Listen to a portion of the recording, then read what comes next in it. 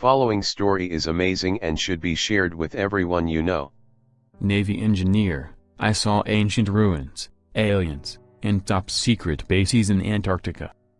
On January 2, 2015, the editor of website earthfiles.com received a very unexpected letter from an alleged retired United States Navy petty officer, first-class flight engineer. The letter received recounts experiences where the anonymous Navy officer, refers to himself as Brian, recounts his bizarre and extraordinary experiences flying cargo and rescue in Antarctica between the years 1983 to 1997. He claims that a collaboration between humans and aliens exists, and that the Antarctica is a major research ground for these incredible collaborations. Brian's high strangeness experiences flying cargo and rescue in Antarctica were in the 1983 to 1997 time period and included several observations of aerial silver disks darting around over the Transantarctic mountains. He and his crew also saw ancient ruins and a big hole in the ice only about 5 to 10 miles from the geographic South Pole, pink circle on map, that was supposed to be a no-fly zone. But during an emergency medevac situation, they entered the no-fly zone and saw what they were not supposed to see, an alleged entrance to a human and E.T. science research base created under the ice. Then at a camp near Marie Byrd Land, some dozen scientists disappeared for 2 weeks, and when they reappeared, Brian's flight crew got the assignment to pick them up. Brian says they would not talk and their faces looked scared. February 21, 2016, Navy engineer, I saw ancient ruins, aliens, and top-secret bases in Antarctica. 51 comments. Imagem on January 2, 2015, the editor of website earthfiles.com received a very unexpected letter from an alleged retired United States Navy petty officer, first-class flight engineer. The letter received recounts experiences where the anonymous Navy officer, refers to himself as Brian, recounts his bizarre and extraordinary experiences flying cargo and rescue in Antarctica between the years 1983 to 1997. He claims that a collaboration between humans and aliens exists, and that the Antarctica is a major research ground for these incredible collaborations. Imagine Brian's high strangeness experiences flying cargo and rescue in Antarctica were in the 1983 to 1997 time period and included several observations of aerial silver disks darting around over the Transantarctic mountains. He and his crew also saw ancient ruins and a big hole in the ice only about 5 to 10 miles from the geographic South Pole, pink circle on map, that was supposed to be a no-fly zone. But during an emergency medevac situation, they entered the no-fly zone and saw what they were not supposed to see, an alleged entrance to a human and E.T. science research base created under the ice. Then at a camp near Marie Byrd Land, some dozen scientists disappeared for 2 weeks, and when they reappeared, Brian's flight crew got the assignment to pick them up. Brian says they would not talk and their faces looked scared.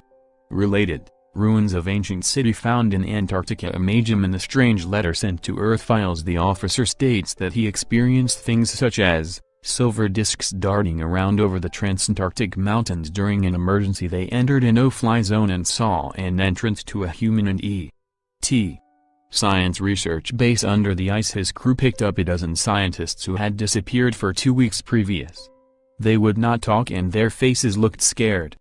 He has decided to share what he experienced between those years in the following letter, reproduced in full below, to Earthfiles at earthfiles.com. Subject, Antarctica UFO. Date, January 2, 2015. Hi Linda, I am a retired United States Navy LC-130 flight engineer that retired after 20 years of service in 1997.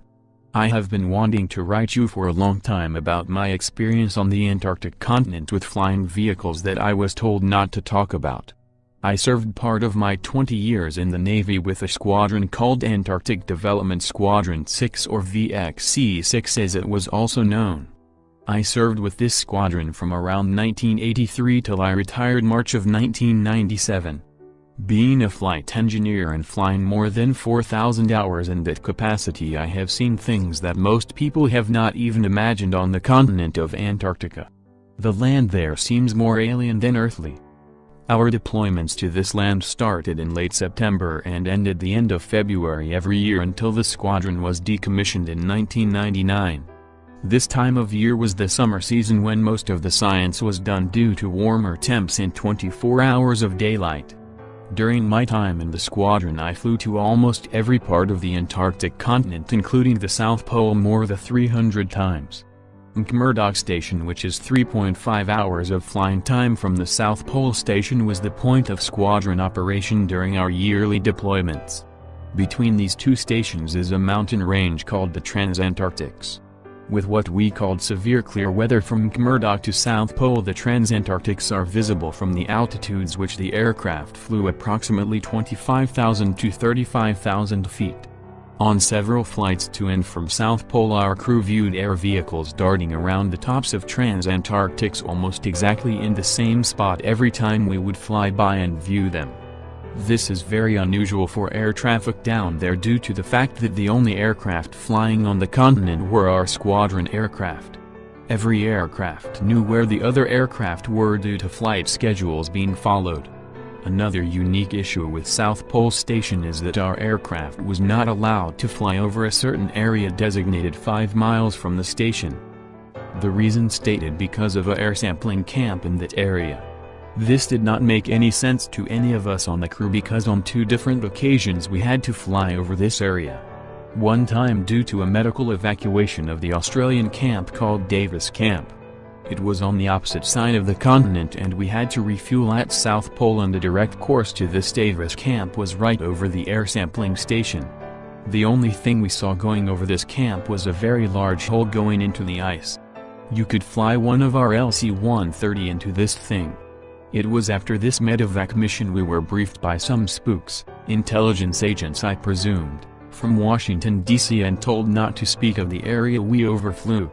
The other time we got close to the air sampling camp we had navigation and electrical failures on the aircraft and was told to immediately depart the area and report to our squadron commanding officer when we returned to McMurdoch. Needless to say, our pilot, aircraft commander, got his butt chewed and our crew was not on the South Pole supply run for over a month.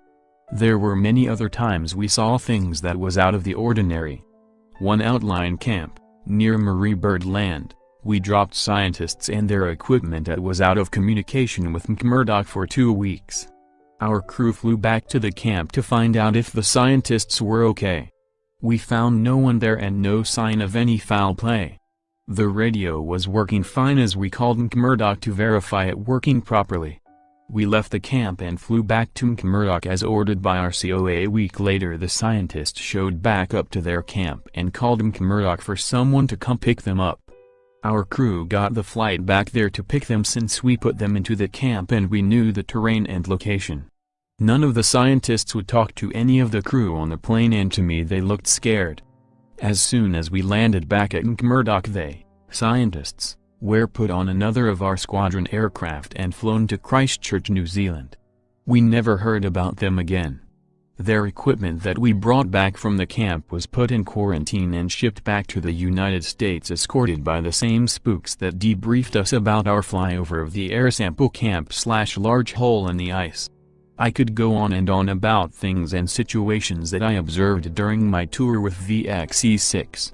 Talk among the flight crews was that there is a UFO base at South Pole and some of the crew heard talk from some of the scientists working at the Pole of Ebbies working with and interacting with the scientists at that air sampling camp, large ice hole. Brian, now 59 years old, graduated from an Iowa college with an associate's degree in aviation maintenance technology and an aviation certificate. In 1977, he then enlisted in the U.S. Navy and served for 20 years until his retirement in 1997. He provided Earth Files his DD-214 documents and other certificates of service including this Antarctic Service Medal given to him on November 20, 1984 as proof of his time in service. There appears to be many secrets hidden in the Antarctica and we are pretty much hearing different stories every month about military personnel disclosing information about aliens in that part of the world. But what a great secluded part of the world for the aliens to keep out of sight from prying eyes. Or so they thought.